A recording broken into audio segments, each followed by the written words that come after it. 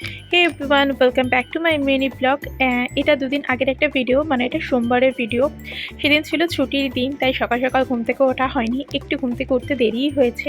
তবে দেরিতে উঠলেও কিন্তু রান্নাঘরে চলে এসেছি ঘুম থেকে উঠেই। তার কারণ আজকে আমার ভীষণ কাছের এক মানুষ, ভীষণ প্রিয় মানুষ, আমার ভালোবাসার মানুষ, স্নেহের মানুষ, আমার দিদির মেয়ে আর কি। ও আমাকে আবদার করে বলেছে, মাসি আজকে একটু টিফিনে পালক পনির আর পরোটা বানিয়ে দেবে। তো সেইটা বানানোর জন্যই আজকে রান্নাঘরে চলে এসেছি, ঠিক আছে। তার কারণ অনেক দিন পর, প্রায় 5 মাস পর ও কলকাতা ফিরেছে, কলকাতা এসেছে আর কি। তার কারণ ও তো এখন এখানে থাকে না, ও পড়াশোনার জন্য ব্যাঙ্গালোরে থাকে।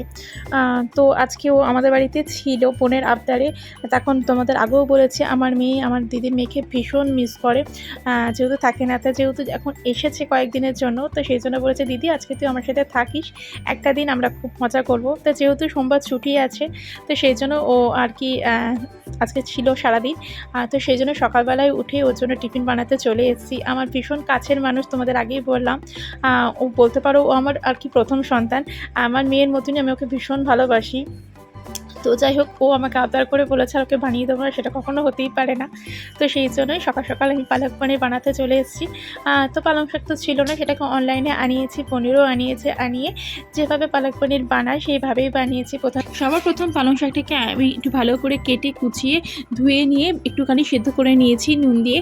আর অন্যদিকে পনিরটাকেও ভালো করে একটুখানি নুন দিয়ে ভাপিয়ে নিয়েছি, আর তারপরে সাদা তেলের মধ্যে ভেজে নিয়েছি। তারপরে পালং শাকটাকে সেদ্ধ করার পরে দুটো কাঁচা লঙ্কা দিয়ে বেটে নিয়েছিলাম।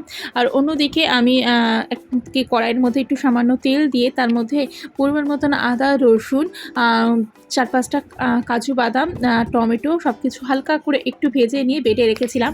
আর তারপরে কড়াইয়ের মধ্যে আবারও তেল দিয়ে পেঁয়াজ কুচি দিয়ে দিয়েছি। আর তার মধ্যে যে আমি টমেটোর যে পেস্টটা করলাম আদা রসুনের, সেই পেস্টটা দিয়ে দিয়েছিলাম। দিয়ে একটু ভালো করে কষিয়ে তার মধ্যে সমস্ত বেসিক যে মশলাগুলো হয়, জিরে গুঁড়ো, হলুদ গুঁড়ো, লঙ্কা গুঁড়ো, ধনে গুঁড়ো, এই সব কিছুই দিয়ে ভালো করে কষিয়ে নিয়ে যে পালং শাকটাকে বেটে রেখেছিলাম সেটাকেও দিয়ে দিয়েছি।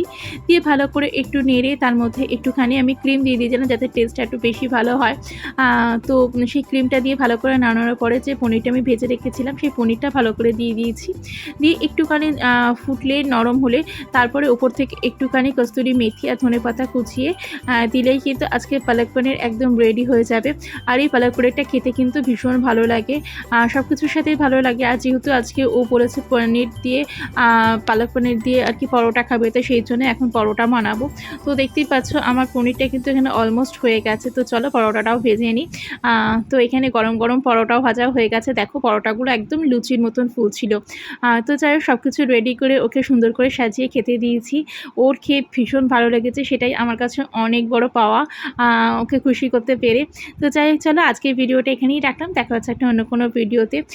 যখন কাছের মানুষ খুব খুশি হয় না কিছু, তখন কিন্তু বেশ ভালো লাগে। তো তোমাদের ভিডিওটি কীরকম লাগলো অবশ্যই কমেন্ট করে জানিও। তো চলো আজকের মতন এখানেই রাখলাম, টাটা।